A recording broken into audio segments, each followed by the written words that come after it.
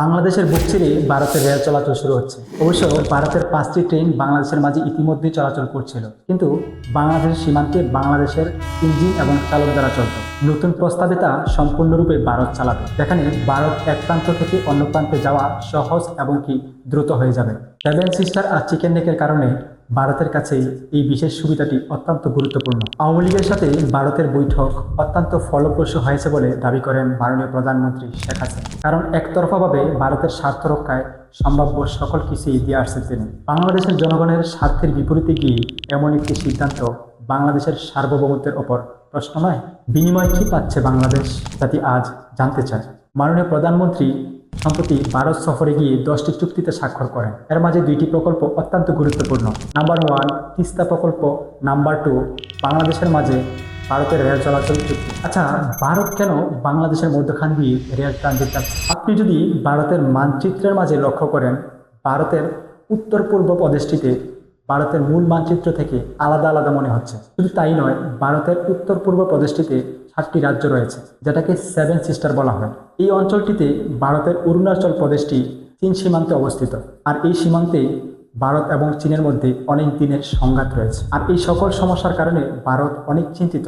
মূলত এই কারণেই ভারত বাংলাদেশের মধ্যখান দিয়ে রেল ট্রানজিট যাচ্ছে। যদিও ভারত এখন তার মূল ভূখণ্ড থেকে শিলিগুড়ি দিয়ে যাতায়াত করেন, যেটাকে আমরা শিলিগুড়ি করিডোর বলে চিনি। শিলিগুড়ি মূলত চীন সীমান্তের কাছাকাছি অবস্থিত, যার কারণে ওই এলাকা দিয়ে সামরিক যান, মিলিটারি ফোর্স, ভারী অস্ত্রশস্ত্র পাঠানো সম্ভব হচ্ছে না। যদিও এখন ভারত তার পশ্চিমবঙ্গ থেকে উত্তর পূর্ব প্রদেশটিতে যাতায়াতে 300 কিলোমিটারের রাস্তা অতিক্রম করতে হয়, সেখানে বাংলাদেশের মধ্যখান দিয়ে যদি যাওয়া সম্ভব হয়, সেখানে অনেকাংশে রাস্তা কমে আসবে। প্রতিবারই ভারতের কেন্দ্রীয় সরকার তিস্তা প্রকল্প বাস্তবায়ন করতে চাইলেও ভারতের পশ্চিমবঙ্গের মমতা ব্যানার্জি অনেক বড় একটি বাধা হয়ে দাঁড়াচ্ছেন। শুধু তাই নয়, 1976 সালে নেপাল এবং কি 1984 সালে ভুটানের সাথে রেলপথ করতে চেয়েছিল বাংলাদেশ। এখানে ভারত তাদের সার্বভৌমত্বের অজুহাত দেখিয়েছিল।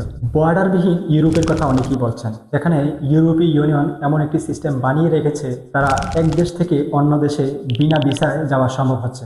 একটা সময় ছিল জার্মানি এবং ফ্রান্স তাদের মধ্যখানে সংঘাত এবং যুদ্ধ লেগেই থাকতো, কিন্তু একটা সময় যখন ইউরোপীয় ইউনিয়নে তাদের লাভ দেখতে পাইছেন, তারা শত্রুতা বলে কি বন্ধুত্ব হয়ে গিয়েছে। কিন্তু এশিয়া মহাদেশে ভারত এবং পাকিস্তানের মতো দেশ থাকতে এটা কি আদৌ সম্ভব?